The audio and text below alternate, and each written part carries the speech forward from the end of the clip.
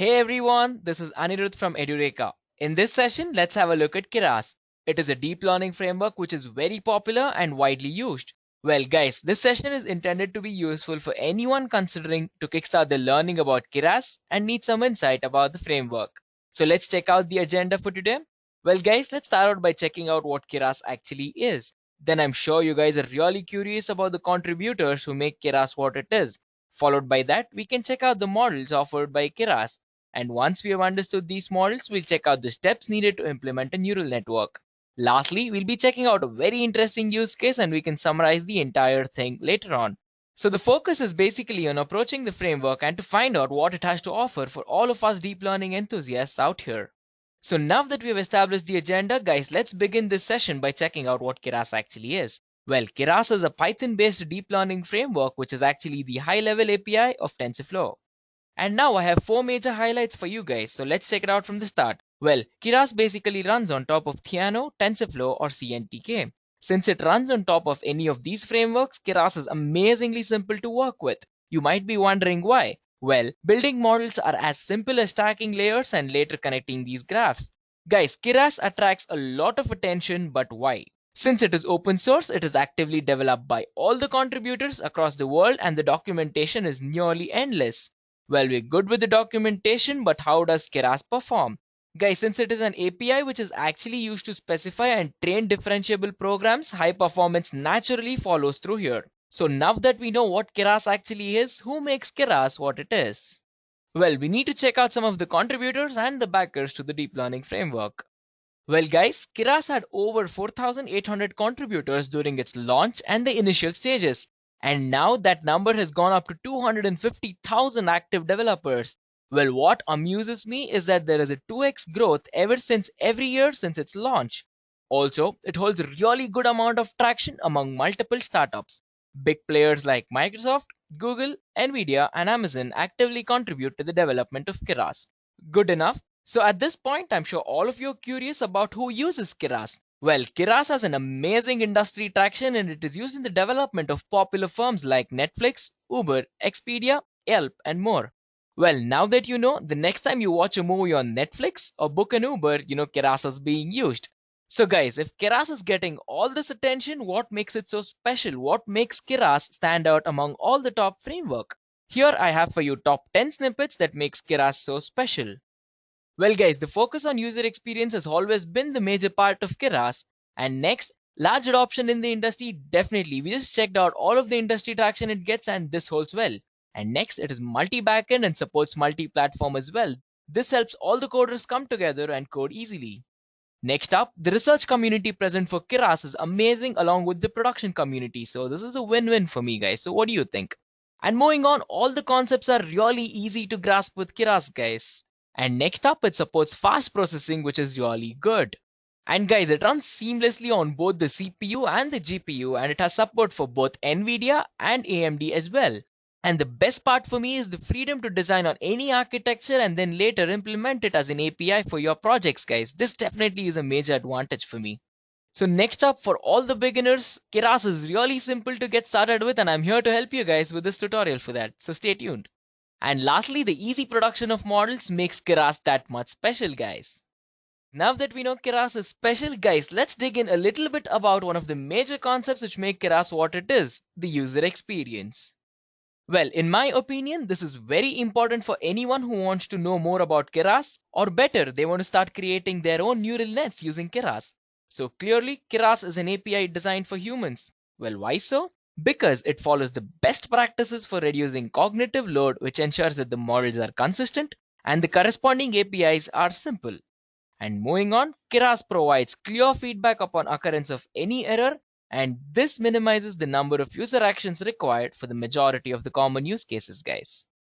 And lastly, Keras provides high flexibility to all of its developers. Well, we all love high flexibility, right? So how is Keras doing this? Guys, it's very simple. It integrates with lower level deep learning framework languages like TensorFlow or Theano. So guys, this ensures that you can implement anything in Keras which you actually built in your base language, which is amazing. So next up, we need to talk about how Keras supports the claim of being able to support multi-platform and lets us work with multiple backends. You can develop Keras in Python as well as R. The code can be run with TensorFlow, CNTK, Theano, or MXNet, totally based on your requirement. This almost feels like a tailor-made API for the framework, guys. The code can be run on the CPU or the GPU as well. Support for both the big players being NVIDIA and AMD here. So this ensures that producing models with Keras is really simple. Total support to run with TensorFlow serving, GPU acceleration such as CUDA when using modules such as WebKeras and Keras.js, native support to develop Android and iOS apps using TensorFlow and Core ML, and yes, full-blown support to work with Raspberry Pi as well. So guys, moving on, we need to check one quick concept which forms the backbone as a working principle of Keras. So let's check out a computation graph. Here is an example for you guys. Just before decoding and working our way through the graph, let's look at the features. So guys, do note that computational graphs are used for expressing complex expression as a combination of simple operations for Keras to work with. It is mainly useful for calculating the derivatives during the phase of backpropagation, and hence it makes it easier to implement distributed computing on the whole. So all it takes is to specify the inputs, outputs, and to make sure that the graph is connected throughout. I hope you guys know what a connected graph is. So let's check out our graph. We'll be working away from the leaf nodes to the top. So guys, here as you can see, E equal to C multiplied with D, where C is equal to A plus B and D is equal to B plus 1. So all we're doing is we're making sure we land at E equal to C cross T, which is the head of our tree, and we get to this by performing two operations on the leaf nodes. So as you can see, working down further, E equal to A plus B into B plus 1 actually makes sense now. And in our case, A and B are inputs. So guys, it is as simple as that. So next, let's dive a little bit deeper and check out the two major models, guys. So the first model is a sequential model. The working is basically like a linear stack of layers. So the first thing that comes into my mind when I think about the layered approach is the sequential model. It is majorly useful for building simple classification network and encoder-decoder model, guys. And definitely yes, this is the model which we all know and love. So here we basically treat every layer as an object that feeds into the next layer and so on. And now in the simple code, we'll import Keras into Python. We define the model as sequential, and with the hidden layers, we have 20 neurons and we'll be using ReLU here. ReLU is rectified linear unit, guys. It is one of the activation functions we'll be using. Well, model.fit is used to train the network. Here, by epoch, I'm sure all of you guys are familiar with it already. So it is basically the forward and the backward pass of all of our training examples. And batch size is really straightforward as well. It is the number of training examples in one forward and backward pass, guys. So higher the batch size, the more the memory you'll need. So next, we need to check out the functional model. It is widely used and it holds good for about 95% of the use cases. Well, imagine the concept of playing with Legos, guys. I'm pretty sure most of us have played with Legos in our childhood. It's pretty much the same here as well. Well, the highlights of the functional model is that it supports multi-input, multi-output, and an arbitrary static graph topology. We have branches, so whenever we have a complex model, the model is forked into two or more branches based on the requirement, guys. The code which we have here is pretty much similar to the previous one, but with subtle changes. We first import the models, we work on its architecture, and lastly, we train the network. Well, with functional models, we have this concept called as domain adaptation. So guys, what we did until this stage is that we train a model on one domain but test it on the other. This definitely results in poor performance on the overall test dataset because the data is different for each of the domains, right? So what's the solution for this? Well, we adapt the model to work on both the domains at the same time. And guys, we'll be looking at a very interesting use case using the functional models in the upcoming slides. So stay tuned for that. So moving on, we need to understand about the two basic types of execution in Keras, deferred and eager execution. It is also called as symbolic and imperative execution as well. Well, with deferred, we use Python to build a computation graph first like we previously discussed, and then this compiled graph gets executed. Well, with eager execution, there is a slight change, guys. It is here that the Python runtime itself becomes the execution runtime for all of the models. It is very similar to execution with NumPy. So if you're familiar with NumPy, then it's a cakewalk, guys. So on the whole, here is a quick note. Symbolic tensors don't have a value in the Python code as of yet, but eager tensors will have a value in the Python code. And with eager execution, we make use of a type of recurring neural networks called as trees. So guys, it is basically a value dependent dynamic topology structure. So what are you guys thinking about Keras at this point? Well, it is actually really easy to grasp, guys. Well, next, let's look at the steps needed to implement our own neural network using Keras. There are 5 major steps here, guys. So starting out, we need to prepare the inputs for the model. We do this by analyzing our requirements and specifying the input dimensions. Well, as you know it, the common inputs are images, videos, text, or audio based on your model requirement. The next step is to actually define the artificial neural network model. Here we do everything from defining the model architecture to building the computation graph and also defining the style we'll be using for the model. It is as straightforward as that. Well, step 3 is to specify the optimizer. Think of it this way, a neural network is just a complex function. We need to simplify the process of making the machine learn. Well, the optimizer is just for that. There are many types of optimizers such as SGD, which is stochastic gradient descent. We have RMS prop, which is based on root mean square, and Adam, and so on. And the next step is to define the loss function. So for every step in our training, we'll be checking the accuracy of prediction by comparing the obtained value with the actual one. We check for the difference between them and we print out the loss, guys. Well, the goal is to actually define a function which we will use to reduce the losses in each pass of the training phase.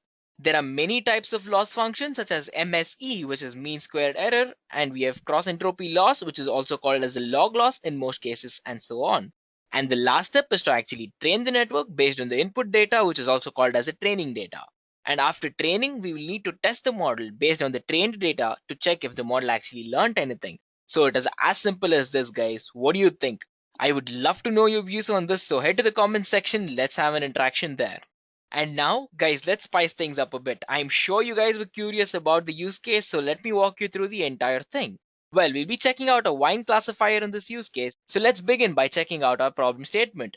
So we're trying to predict the price of a bottle of wine just by knowing the description and the variety of wine. Well, we can work this out with the Keras functional API and TensorFlow. We'll be building a wide and a deep network using Keras to make predictions for us. Well, can we achieve this goal? Yes, we can. This is a problem statement suited for wide and deep learning networks, as I mentioned. Well, it involves textual input and there isn't any correlation between the wine's description and its price. Well, this is what makes it fun in my opinion, guys. So next we need to check out the model. A lot of Keras models are built using the sequential model API as I told you earlier. But let's make use of the functional API for our use case. Well, true, the sequential API is still the best way to get started with Keras. Why? Because it lets you define models easily as a stack of layers like I explained earlier. However, the functional model allows for more flexibility and is best suited for models with multiple inputs. So we need to know a little bit about wide and deep model, guys. Well, wide models are models with sparse feature vectors. Well, what I mean by sparse feature vectors is that it consists of mostly zeros and a little bit of ones. And deep networks are networks which do really well on tasks like speech and image recognition. So now that that's sorted, we need to take a look at the dataset. Well, for this case, we'll be using a wine dataset from Kaggle. So what's the data? Well, it's basically 12 columns of data and it's as follows. Here we'll be talking about the country that the wine is from. Next up is description, a few sentences from the sommelier describing the wine's taste, smell, look and feel. A sommelier is a person who is a professional wine taster, guys. Next up is designation, the vineyard within the winery where the grapes that the wine has been made from. Next up is points, the number of points that the wine enthusiasts rated the wine on a scale of 1 to 10. However, they only say that they post reviews for the wines which scores greater than equal to 80. Next up is price, the cost of the bottle of the wine obviously, followed by province, the province or the state where the wine is from. Next up I have something called as region 1. Well, with region 1, it's the wine growing area in a province or a state. Let's say for example India. Next, I have region 2. Well, sometimes there are more specific regions within a specified wine growing area. For example, we can say Bangalore, India. But this value can sometimes be blank as well. Next up is taster's name. Well, as it suggests, it's the name of the person who tasted and reviewed the wine. Taster Twitter handle for the person who tasted and reviewed the wine. Well, the title of the wine review, which often contains the vintage if you're interested in extracting that feature. Variety, the type of the grapes that is used to make the wine. Let's say, for example, Pinot Noir. That's a type of the grape. And finally, the winery that made the wine. Guys, the overall goal here is to actually create a model that can identify the variety, winery, and the location of a wine based on the description alone. And this dataset offers some really great opportunities for sentiment analysis and other text-related predictive models as well. So now that that's clear, we need to take a look at the sample data case. So here we have a description for the wine such as scent, if it's tart, firm or needs more decanting, etc. So this forms our input for the model, guys. And the output our model provides just from all of this textual information is the pricing that it predicts. How cool is that, guys? So basically we need to check out some of the prerequisites before jumping into the code. Since you're working with Python, we'll require pandas, we'll require NumPy, scikit-learn, and Jupyter Notebook. So yes, Keras works on top of TensorFlow, so we'll require both Keras and TensorFlow to be installed on the machine. So now that that's done, moving on, let's look at a small piece of code. Here are all the inputs that we'll require to build the model. And lastly, we test the presence of TensorFlow by printing the installed version. Well, without TensorFlow, it wouldn't make any sense.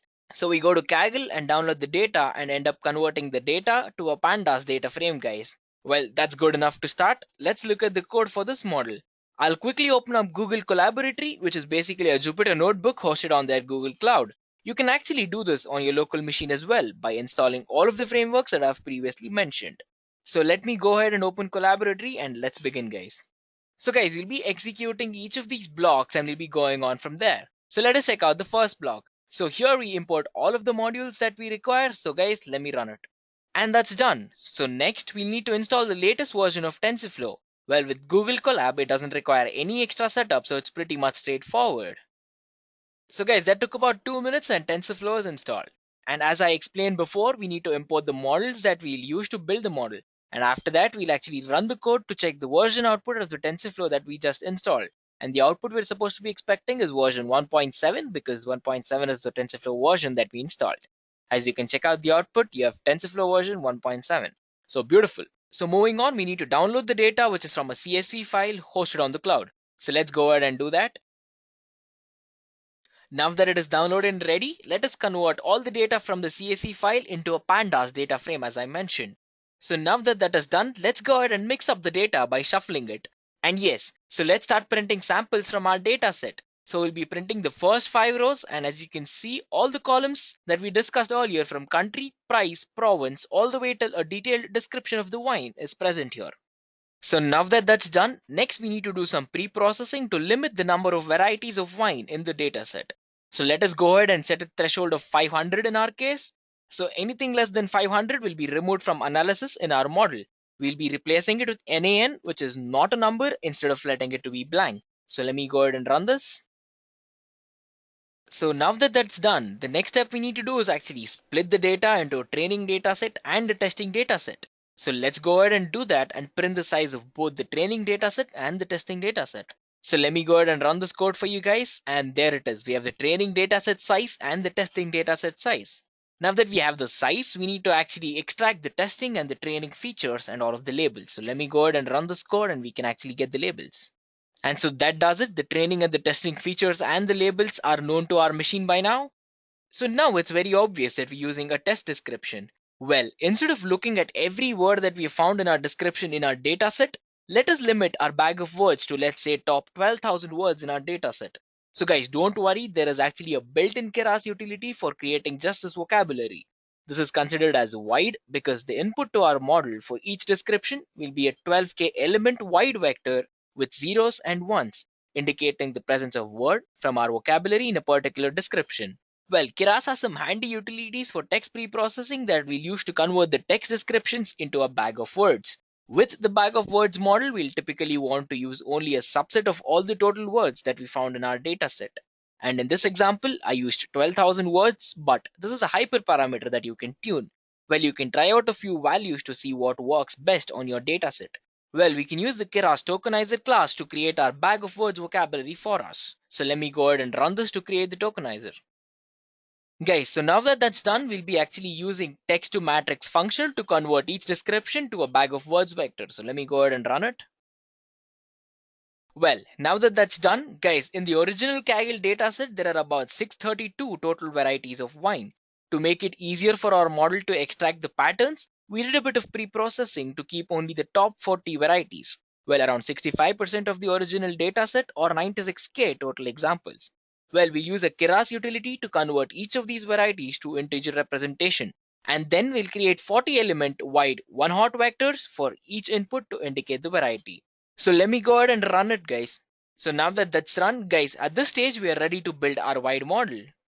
Well, guys, Keras has two APIs for building the models, the sequential API and the functional API. The functional API gives us a bit more flexibility in how we define our layers and lets us combine multiple feature inputs into one layer. It also makes it easy for our wide and deep models into one when we're ready. Guys, with the functional API, we can define our wide model in just a few lines of code as you see. Well, first we need to define our input layer as a 12k element vector, well, for each word in our vocabulary, and then we'll connect this to our dense output layer to generate the price prediction. So let me go ahead and run this. Well, now that that's done, we'll compile the model so that it is ready to use. If we were using the wide model all on its own, this is when we'd actually start training it with the fit function and evaluate later with the evaluate function. Since we are going to combine it with our deep model later on, we can hold off on training until the two models are combined, which is done later, guys. So let me go ahead and execute this so we define our wide model. And yep, our wide model is done. Let's go ahead and print out a summary from the wide model. Well, now that we have a summary, we can realize the total number of trainable parameters and non-trainable parameters. Well, in our case, the non-trainable parameters are 0, guys. So guys, that's the end to the construction of the wide model, and it's time to build our deep model. So let's go ahead and check that. Well, to create a deep representation of the wine's description, we'll represent it as an embedding. Well, there are a lot of resources on word embeddings, but the short version is that they can provide a map word to vectors so that the similar words are closer together in the vector space. Well, to convert our text descriptions to an embedding layer, we'll need to first convert each description to a vector of integers corresponding to each word in our vocabulary. We can do that with the handy Keras text to sequence method. And now we've got the integerized description vectors, we need to make sure that they're all the same to feed into our models. Well, Keras is fancy and it has a handy method for that too. We'll use pat underscore sequences to add zeros to each description vector so that they're all the same length. Well, in this case, I used 170 as the max length, so no descriptions were cut short. So let me go ahead and run this. Well, with our descriptions converted to vectors that are all the same length, we're ready to create our embedding layer and then feed it into our deep model, guys. So let's start building our deep model. Well, there are two ways to create an embedding layer. We can use weights from the pre-trained embeddings as I previously explained, or we can actually learn the embeddings from our vocabulary. Well, it's best to experiment with both and to see which performs better on your particular dataset. Here, we'll consider using learned embeddings. Well, firstly, we'll define the shape of our input to the deep model. Then, we'll feed it into the embedding layer, and here I'm using an embedding layer with 8 dimensions. Well, you can experiment this with tweaking the dimensionality of your embedding layer as per your choice. And the output of the embedding layer will be a 3-dimensional vectors with the following shape. Well, it'll have a batch size, a sequence length. Well, in our case, the sequence length is 170. It'll have an embedding dimension. It is 8 in our example. And in order to connect our embedding layer to the dense, fully connected output layer, we actually need to flatten it first. So let's go ahead and define our model and then we can flatten our layer. Well, once the embedding layer is flattened, it's ready to be fed into the model and to compile it. So let's go ahead and compile it. And now that the compilation is done, as you can see, the loss function we've used in this case is MSE, which is mean squared error. The optimizer we'll be using is Adams and the metrics is accuracy. And at this point of time, we have established the wide model and the deep model. So once we have defined both our models, combining them is really easy, guys. We simply need to create a layer that concatenates the output from each of the model and then merge them into a fully connected dense layer, and finally define a combined model that combines the input and the output from each one. Well, obviously, since each model is predicting the same thing, which is the price, the outputs or the labels from each one will be the same. Also, guys, do note that since the output of our model is a numeric value, we will not need to do any pre-processing and it's already in the right format as well. How cool is that? Well, that's done, guys. It's time for the training and the evaluation. Well, you can experiment with the number of training epochs and the batch size that works best for your data set. Well, this is going to take some time, so I'll save you the pain by fast forwarding this a bit.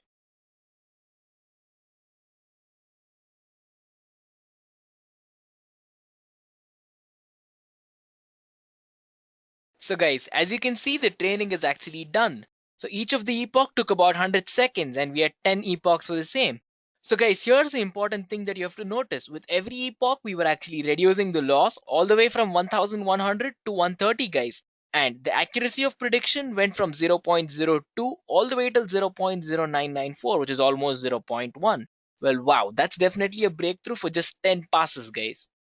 And now that the training is done, it's time to evaluate it. So let me go ahead and run this piece of code for you guys. So that was quick. That took only about 5 seconds and we have evaluated the model. And now it's time for the most important part, guys, seeing how our model actually performs on the data that it has never seen before. To do this, we'll actually call the predict function on our trained model and we'll be passing it our data set. So let's go ahead and do just that. Well, now that that's done, we'll have to compare the predictions to the actual values for the first 15 wines from our test data set. So guys, as you can see, we have a set of predictions from the description and the predicted value is about $24 while the actual value is $22. Next up, we have $34 as a predicted one while the average is 70. Well, this is not a really good case, but okay, that's tolerable. And next up, we have predicted 11.9 when the actual value is 12. Wow, that is actually really close. So next up we have 15.7 versus 9. Well, this goes on and on for the first 15 and it's actually really good. Well guys, pretty well it turns out that there is some relationship between a wine's description and its price. Well, we might not be able to see it instinctively, but our machine learning models certainly can. So lastly, let's compare the average difference between the actual price and the model's predicted price. Well, the average prediction difference is about $10 for every wine bottle. Wow, that is really nice, guys. Well, to wrap this up, let's head back to our presentation and we can run through what we did in the entire session. Well, we started out to check what Keras actually is. Then we checked out the contributors who support and develop Keras. Next, we checked out the specialty of Keras by highlighting some of the really good features. And next, we checked out the models. And next, we checked out the easy steps to implement a neural network. And lastly, we went through this amazing use case and dived right into the heart of Keras. Well, Keras is lovely and I can't begin to tell you how much I'm liking it. Well, that is it for the small session, guys. I hope you took away some real good points from here and that this helped you kickstart your Keras learning. Well, we do have in-depth tutorials on our channel for you to learn about TensorFlow, so make sure you check that out. So thank you guys, you know what to do. If you have any queries, leave a comment and subscribe to our channel for more information on the latest technology and the courses offered. I hope you have enjoyed listening to this video. Please be kind enough to like it, and you can comment any of your doubts and queries, and we will reply them at the earliest. Do look out for more videos in our playlist and subscribe to Edureka channel to learn more. Happy learning!